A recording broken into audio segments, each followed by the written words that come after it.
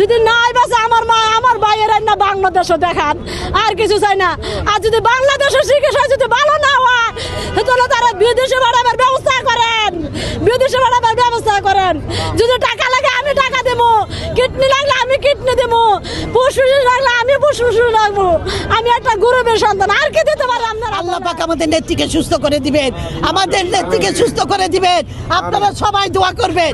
দেশ নেত্রী মারা যাবে না, উপরে একজন আছে, ওনার সাথে যে ব্যবহার করা হয়েছে, যা করা হয়েছে, উনি সুস্থ হয়ে যাবেন বা আমাদের মাঝে আবার আগের মতো ফিরে আসবেন। উনি নির্বাচন করবেন, বিপুল ভোটে জয়লাভ করবেন। বাংলার জনগণ, এদেশের 18 কোটি জনগণ দেশ নেত্রীকে চায়। মা ছেলের আমি তো একটা সাধারণ মানুষ, আমি নিজে ধরে রাখতে পারতেছি না।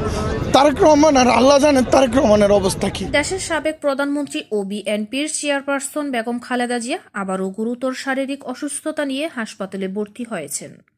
গত কয়েকদিন ধরে তার শারীরিক জটিলতা বৃদ্ধি পাওয়ায় দ্রুত তাকে রাজধানীর বেসরকারি হাসপাতালে ভর্তি করা হয়। চিকিৎসকরা জানিয়েছেন তার অবস্থা এখনও উদ্বেগজনক। হাসপাতালের সামনে সকাল থেকে ভিড় করছেন দলটির নেতা কর্মীরা। কেউ চোখের পানি আটকে রাখতে পারছেন না, কেউ বা হাত তুলে দোয়া করছেন তাদের প্রিয় নেত্রীর দ্রুত আরোগ্যের জন্য। অনেকে আবেগে আপ্লুত হয়ে বলছেন, নেত্রী বাঁচলে দেশ বাঁচবে। আরও অনেকেই জানাচ্ছেন প্রয়োজনে নিজেদের শরীরের অঙ্গ দিতেও প্রস্তুত, শুধু নেত্রী যেন সুস্থ হয়ে ঘরে ফিরতে পারেন। চিকিৎসকরা ফুসফুস, হৃদযন্ত্র, লিভার ও কিডনি সংক্রান্ত একাধিক জটিলতার কথা জানিয়ে বলেছেন পরিস্থিতি অত্যন্ত সংবেদনশীল।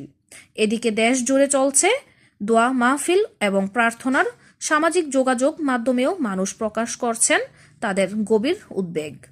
সারা দেশ জুড়ে একটাই প্রত্যাশা, বেগম খালেদা জিয়া সুস্থ হয়ে আবারও স্বাভাবিক জীবনে ফিরে আসুন। ভয় ভাই না, আমি কোনো তনের ভয় ভাই না, আমি আল্লাহরে ভয় ভাই।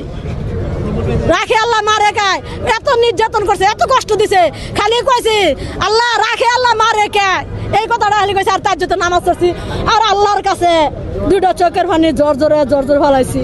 আর 17 বছর 18 বছর ঘর টিভি কিনা, এই যে যদি মিথ্যা কথা কইতে এই মরমু 17-18 বছর ঘরের মধ্যে টিভি কিনা, আমি এলইডি টিভি কিনা নষ্ট করছি।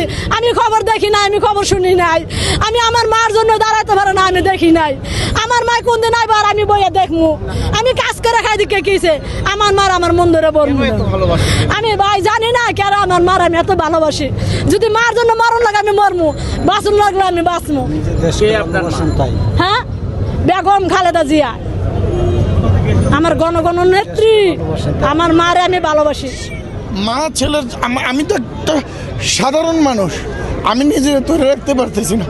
তারেক রহমান আর আল্লাহ জানেন তারেক রহমানের অবস্থা কি। তারেক রহমান শুধু তারেক রহমানের জন্য না, সে বাংলাদেশের মানুষ জনগণের ভাগ্যের জন্য। আজকে ষড়যন্ত্রকারীরা সবাই ওত পেতে বসে আছে।